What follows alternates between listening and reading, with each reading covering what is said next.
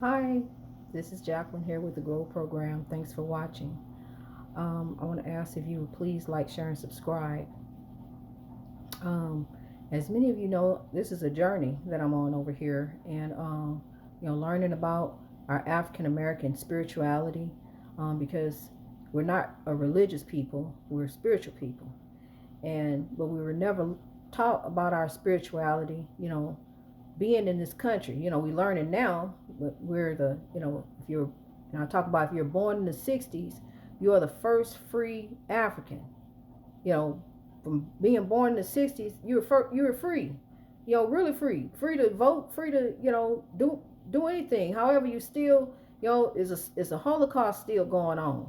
We're still being eliminated because there were so many of us.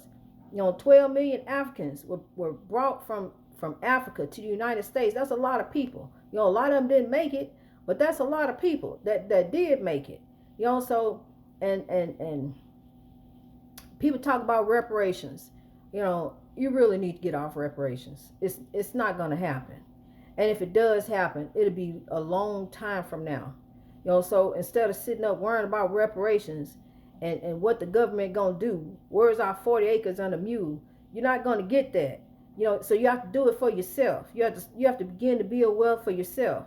And how you begin to build wealth is simple. You change your mindset, the way you think about yourself, you know, and how you think about others.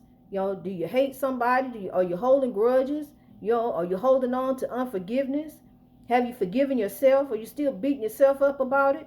You're still angry and upset and hurt, and bitter, you know, vengeful, out to get them.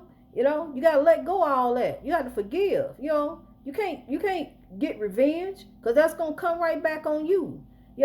We have ancestors who are watching us. We have pure souls who are with us. They're watching us.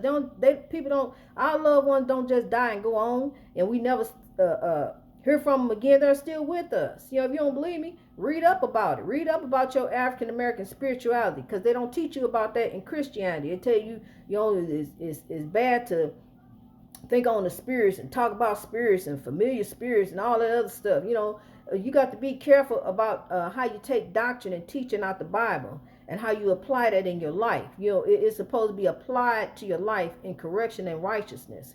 So things are done in righteousness. Yes, there are evil spirits that are on this earth, that roam this earth, and those are tormented souls. Those are evil people where God judges their heart. God judges people's heart. And then they become tormented souls. You evil. Ain't no lake of fire. You just evil. You're an evil person, and you just there's no hope for you. So you're a tormented soul. You're gonna die a rebel, and you're a tormented soul. So I'm trying to save God's kings and queens for His army. That's my purpose in life, is to help you change your mindset, the way you think about yourself. It's not about going to church on Sunday and paying your tithes and offerings and sitting up there paying to listen to somebody tell you how to live your life. Thank God YouTube is free, so I can tell you how to live your life. Live your life in honor and glory, and you ain't gonna have no problems. Because the problems that you have are what you brought on yourself. You brought on your own problems. You may be the problem. You need to change yourself and how you look on your outlook on you. Because I'm telling you something, I was my biggest problem. Once I fixed me, everything around me started being fixed. Because my husband was already fixed, so I had to fix me.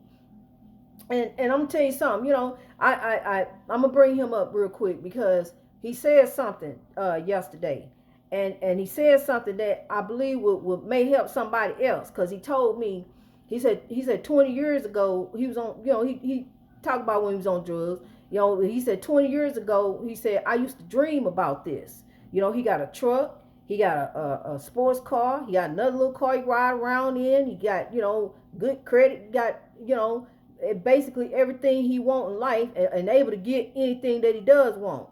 And so, but you're not gonna have that on drugs. And so he said, I used to stand on the corner and dream that one day, and he said, and I got a beautiful wife, thank you, baby, for that. But but what I'm trying to tell you is that, it's achievable. You don't have to be a product of your environment. I'm telling you, to you at your lowest point right now. You at your lowest point. Pick yourself up and grow. Because I was at my lowest point too. My husband's at his lowest point too. But it's all in your mind frame and the way you think about yourself. You got to change your because you oppressing you. That's what oppression is. Greatness reach over oppression through wisdom.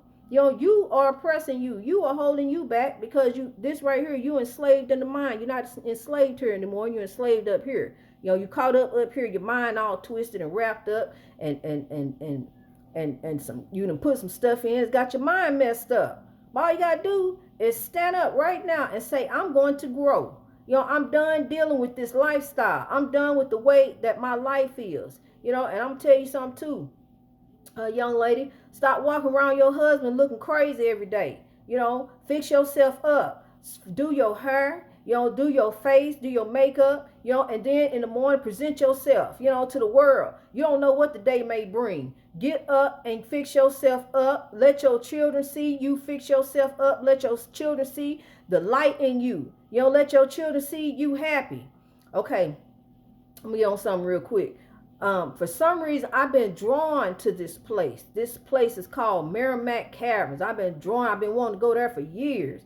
Well, I finally got to go over there the other day, and come to find out, this man hid out in there. This outlaw Jesse James, he hid out in the cavern, but he was fighting to keep the slavery. It was part of the Civil War. Had to do with all that, but come to find out that the Merramac Caverns was also the tunnel that was used in the Underground Railroad. So I want to tell you that, and so it was real memorable going over there to see that, and see that cave.